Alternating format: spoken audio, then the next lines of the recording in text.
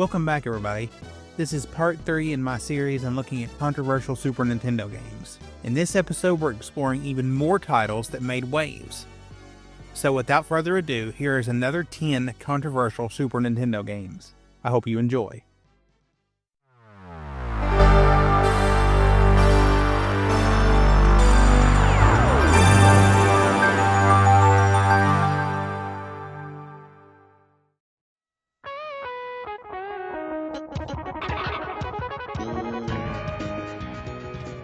Mohawk and Headphone Jack, released for the Super Nintendo in 1996, and was a game that, despite its intended lightheartedness as a puzzle platformer, found itself at the center of controversy, primarily due to its character design and marketing. The game's characters, Mohawk and Headphone Jack, were two DJs on a mission to save their radio station from a rival. However, the character of Headphone Jack, with his headphones and notably large, bulbous head, was criticized for promoting negative stereotypes about mental health or physical appearance. This led to discussions about character design in video games and how they might inadvertently perpetuate harmful stereotypes or aesthetic norms, especially in a game aimed at younger audiences. The game, while minor in the grand scheme of the Super Nintendo's library, became a case study on the impacts of character design and marketing strategies in video gaming, highlighting the complexities of player engagement and representation.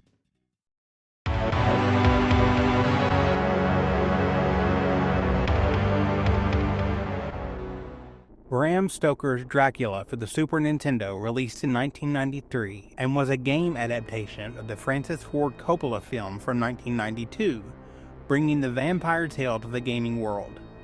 However, its controversy wasn't rooted in the game's adaptation of the film's narrative or gameplay mechanics, but rather in its marketing and how it was perceived by audiences. Critics and fans debated whether this was a form of exploitation, leveraging the fame of a Hollywood film to sell a game that might not stand on its own merits. Moreover, the game itself was criticized for its content, particularly its depiction of violence and horror themes. While video games featuring horror elements were not new, Bram Stoker's Dracula was seen by some as pushing the boundaries of what was considered acceptable for a game on the Super Nintendo, a console known for its family-friendly titles. The game included scenes with blood and portrayal of Dracula that was darker and more violent than typical for the platform's games at the time. This sparked debates on the appropriateness of such content in games accessible to younger audiences, the responsibility of developers in portraying mature themes, and how far the industry should go in adapting cinematic horror for interactive media. Although Bram Stoker's Dracula was not alone in facing these issues, its association with the high-profile film adaptation brought these controversies into sharper focus within the gaming community and beyond.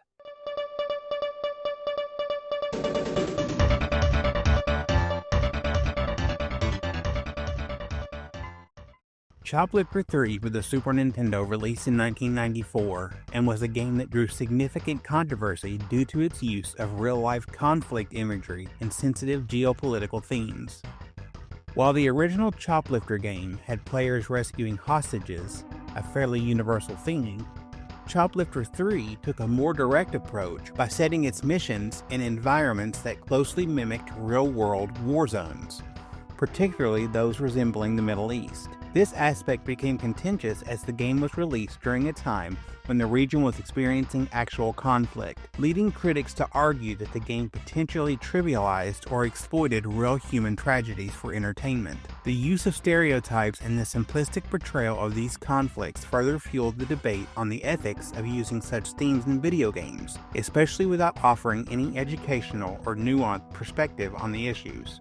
Moreover, Choplifter III was criticized for its portrayal of violence.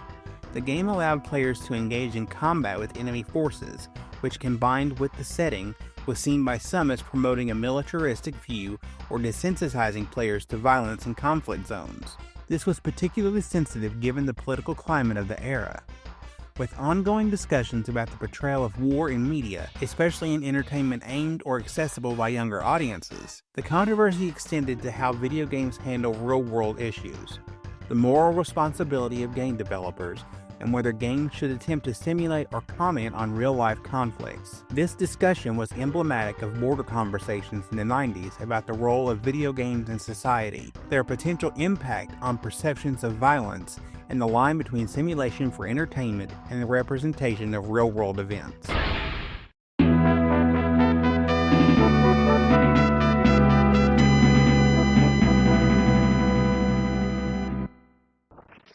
Hagane, The Final Conflict, released for the Super Nintendo in 1995 and was plunged into controversy, largely due to its intense level of violence and graphical depiction of bloodshed, which was quite surprising for a game on a console typically associated with family-friendly titles.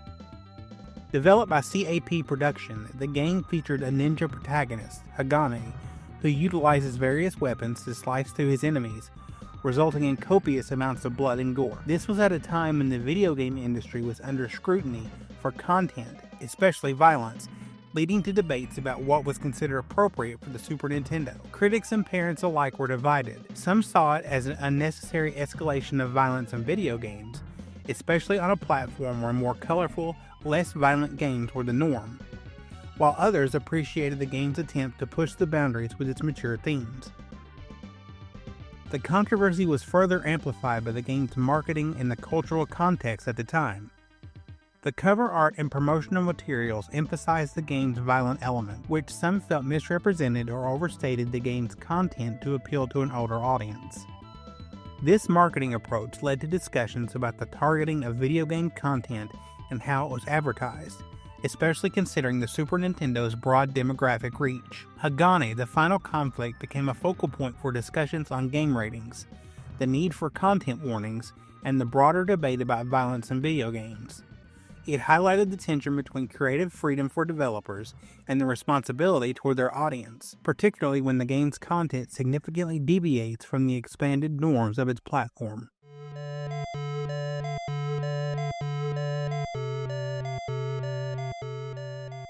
The Adventures of Dr. Franken, released for the Super Nintendo in 1993, and brought a unique blend of platforming and puzzle solving to the console, but found itself in the eye of controversy mainly due to its thematic content and character portrayal. The game's protagonist, Dr. Franken, is a mad scientist who resurrects his beloved by piecing together various body parts, a direct homage to the Frankenstein story, but with a comedic twist. However, this premise led to discussions about the appropriateness of using such dark themes in a game designed for a younger audience. Critics pointed out that while the game attempted humor, the underlying concept of death, reanimation, and body horror might be too macabre for children, sparking a debate on the sensitivity of game content and the line between dark humor and potentially disturbing themes.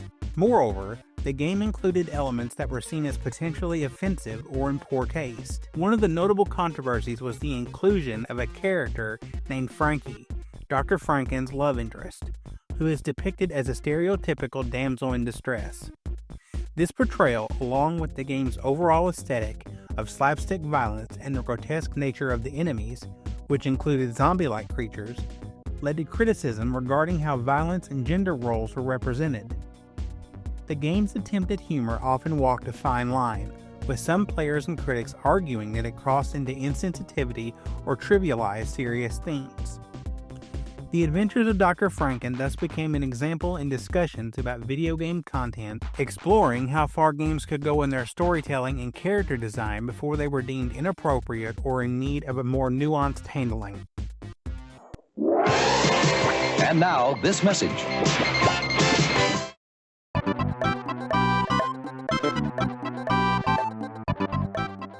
Before we continue, I'd love to hear what you think so far. Drop your thoughts in the comments. I'm always interested in your feedback.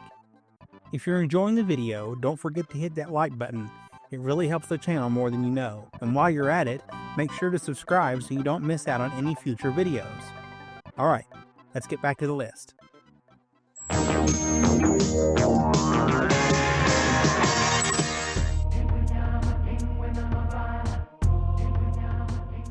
The Lion King, released for the Super Nintendo in 1994, and while a beloved adaptation of the iconic Disney film, it found itself amidst controversy, albeit in a more nuanced manner compared to games with explicit content issues. One of the primary points of contention was the game's difficulty level, which was intentionally designed to be extremely challenging due to strategic decisions related to the video game rental market of the era. According to insights from its development team, Disney directed the developers at Westwood Studios to make the game difficult enough that players, particularly children, would not be able to complete it during a typical rental period. This was done to encourage players to purchase the game instead of just renting it. This strategy was common during the 90s when video game rentals were at their peak, and publishers sought ways to boost sales by making games hard to beat in a short rental time frame. This decision, while business-driven, contributed to the game's notoriety for its difficulty, especially in levels like the Can't Wait to Be King sequence, where players needed precise timing and sometimes counterintuitive moves to progress, often leading to frustration. Players expecting a straightforward platformer based on the movie were met with challenging levels. This led to widespread frustration among younger players, sparking discussions about the balance between game accessibility and challenge, especially when marketing targets a young audience. Some felt the game unfairly capitalized on the movie's popularity, leaving many children unable to enjoy an experience reflective of the film's narrative and tone. Another aspect of controversy was the game's development and quality control. There were reports that the game was rushed to meet the film's release window, leading to numerous bugs and glitches that affected gameplay. This was particularly evident in different console versions, where the Super Nintendo edition was seen as more challenging and less polished compared to others. The discrepancies in quality and the aggressive marketing based on the Disney brand's family-friendly image led to a divide among fans and critics. Some argue that the game's issues highlighted a broader problem in game development at the time, where the pressure to capitalize on movie tie-ins could lead to compromised quality, raising questions about ethical marketing practices and the responsibility of developers to ensure a product meets the expectations set by its branding.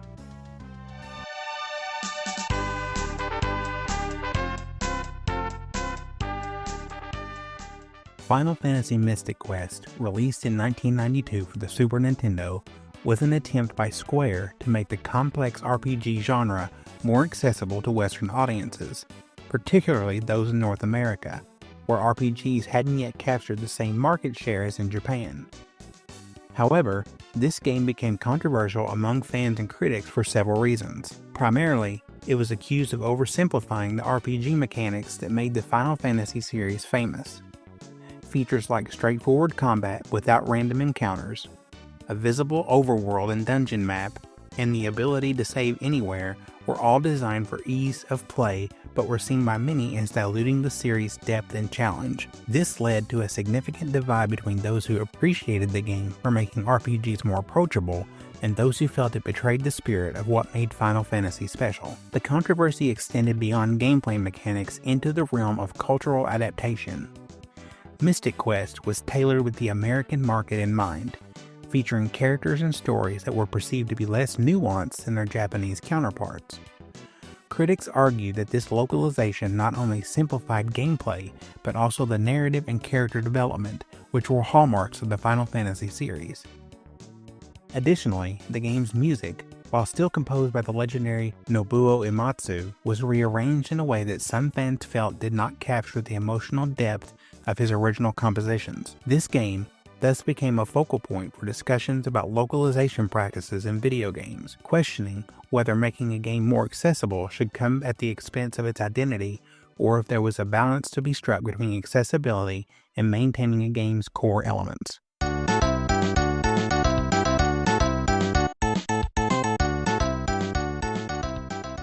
Yoshi's Safari, released in 1993 for the Super Nintendo, was unique not only for its gameplay, but also for its use of the Super Scope light gun peripheral, which was already a contentious piece of hardware due to its bulkiness and the mixed reception of light gun games. However, the game stirred controversy for other reasons as well. One of the primary points of contention was its portrayal of violence. particularly because it featured the beloved Mario and Yoshi characters in a game where they actively shoot at enemies. This was seen by some as a departure from the typically non-violent nature of Mario games, leading to debates about the appropriateness of placing family-friendly characters in scenarios involving guns, especially when marketed toward children. Critics argued that this could be a step too far in mixing the innocence of Mario's universe with the direct violence of shooting games. Additionally, Yoshi's Safari faced scrutiny for its connection to real-world violence. At the time, the discussion around video game violence was heating up, with games increasingly being blamed for real-life violent behavior. Yoshi's Safari inadvertently became part of this larger conversation, especially since it utilized a light gun, which symbolically linked it to firearms. The game's inclusion in the Mario franchise was seen by some as an endorsement of gun use, even if in a fantastical context. Moreover, the game's requirement for the Super Scope added to its controversy, as the peripheral was not only expensive but also often criticized for its practicality, raising questions about inclusivity in gaming and whether the game was more of a gimmick to push hardware sales than a genuine addition to Mario's saga. The debate around Yoshi's Safari thus reflected broader cultural concerns about violence in video games, the impact of marketing characters in a new, potentially conflicting roles, and the ethical considerations of game design choices in the early 90s.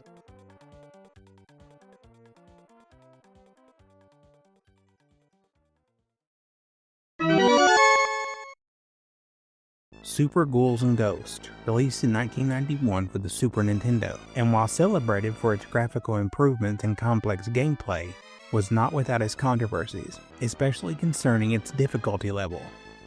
Known for being one of the most punishing games on the platform, it required players to complete the game not once, but twice to achieve the true ending, with the second playthrough being even harder.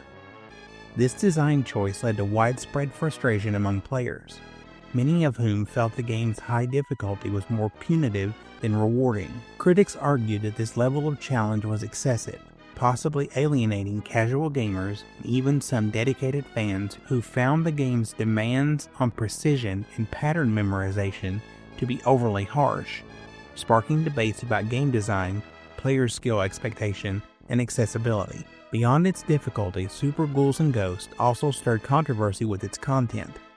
The game featured a variety of grotesque enemies and environments, drawing from medieval European folklore and horror themes. While this was in line with the series' tradition, the explicit imagery of skeletons, zombies, and other undead creatures was seen by some as too dark or inappropriate for a console that was often played by children. This led to discussions on the appropriateness of horror themes in video games, especially how they might affect younger audiences. Super Ghouls and Ghosts thus became a focal point for debates on game difficulty, thematic content, and the balance between creative expression and broad appeal in the video game industry of the early 90s.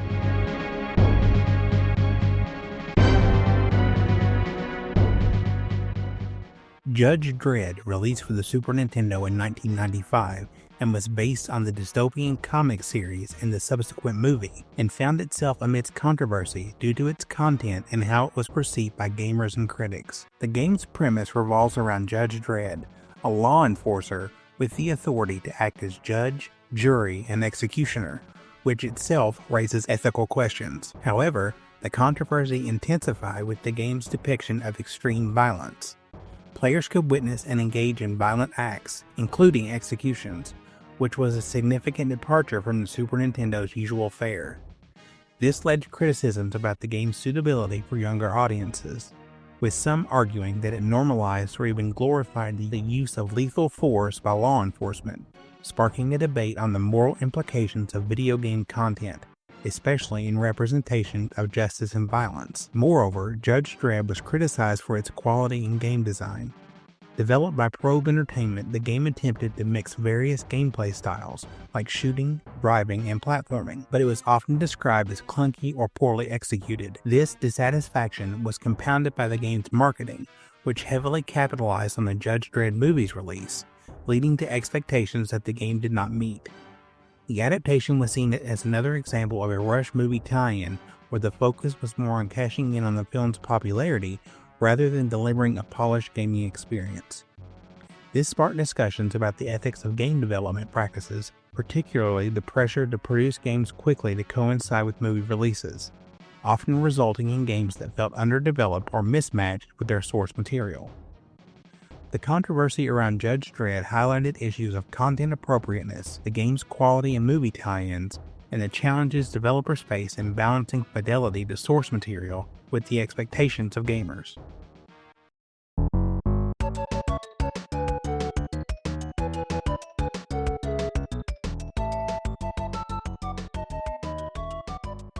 And so that wraps up this installment of our controversial Super Nintendo games. As we've explored, these games transcended mere entertainment to become catalysts for significant cultural discussions. They've influenced how we perceive video games in terms of censorship, violence, adult themes, and technological advancements, pushing the envelope of what gaming could encompass, even if it meant stirring up controversy.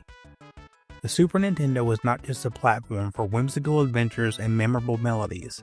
It was also a stage for bold narratives and game design that dared to challenge societal norms.